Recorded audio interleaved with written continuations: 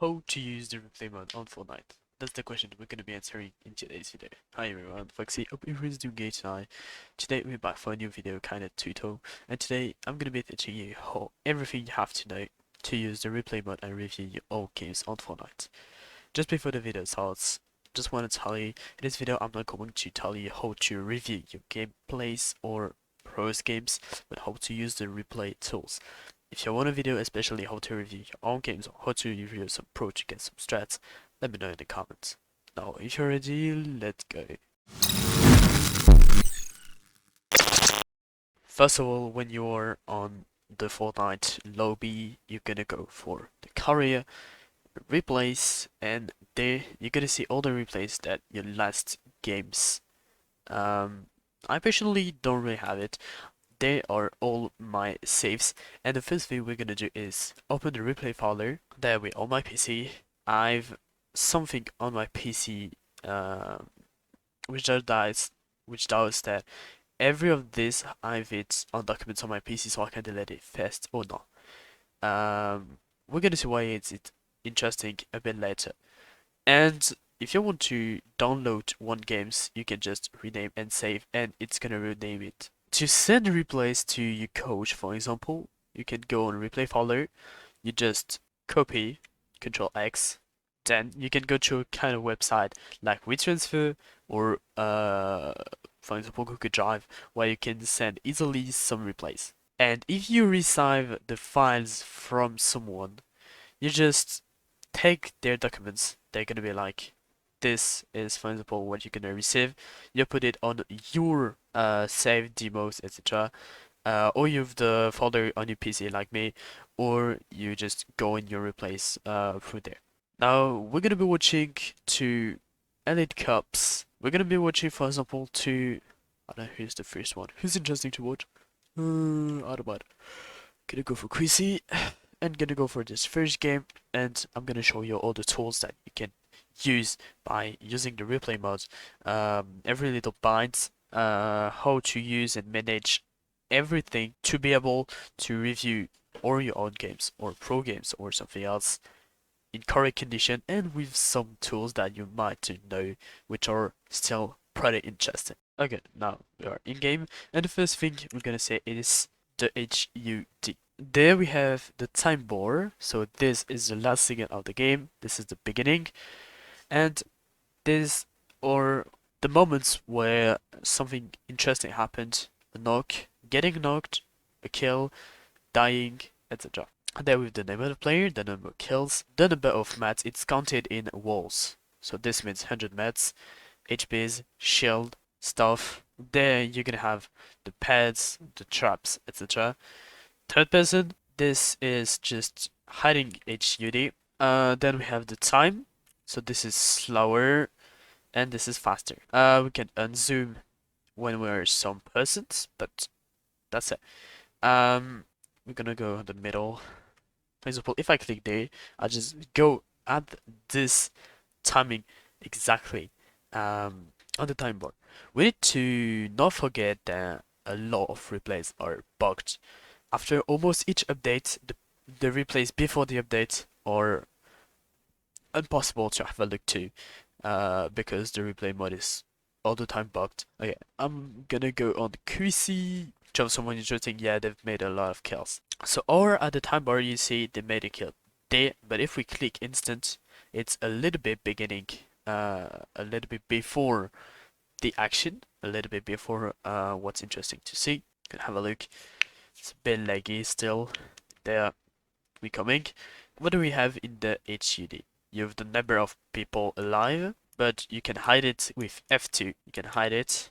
There with F3 you can hide the teammate. F1 doesn't do anything. F4 doesn't do anything. F5 doesn't do anything. With F6, elimination feeds off or on. There you're gonna see who's dying.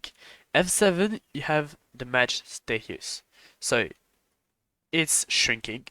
Storm highs shrinks in 1 minute, almost 2 minutes. It's gonna be shrinking. Players remaining at this moment in the game, there is 84 player live, and if we have a look, F7 again, 84. Storm radius, there that's the size of the zone. Longest elimination, there is nothing for the moment. Most kills, Feki with 2, and the fastest elimination, Fremok at 3 minutes 22.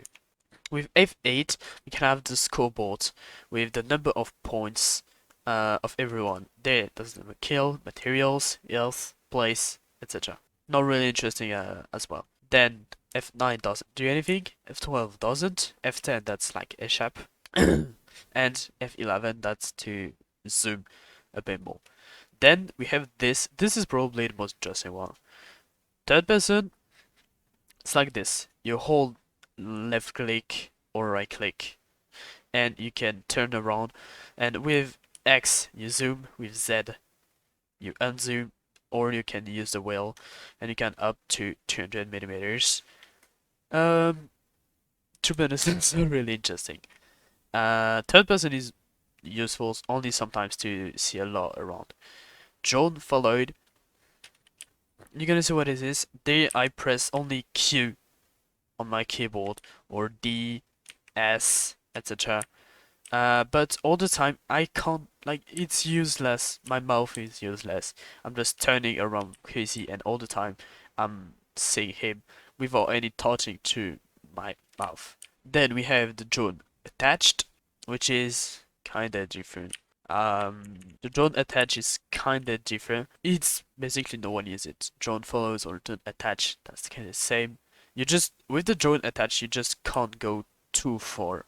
That's kind of far, but you can do there's a limit.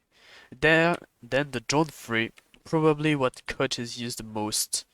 There you're just fully free of what you want to do. That's the drone attached, but without any limits. And that's really interesting. There I just move with the WASD. Then gameplay, that's exactly as you were playing. I'm sorry about for my FPS, but then that's exactly as you're playing. And bottom map is the pathfinding. That's exactly where it go. There we see in blue that's how it float. There's some interesting like ground movements. Ground movement, it means like slide, run with the special sprint, etc. They float, elimination, finished, and some informations like that. And if we click on one bubble, we can see the timing that we have there, and with a left click we can go exactly there, and with a right click we go at the moment in gameplay where you've done, for example, this kill or where he have been there. Now, in terms of speed, you can increase or make it below. There, that just goes sometime deeper on the time. There, up to the next good action that happened. There, that just to hide and show you previously.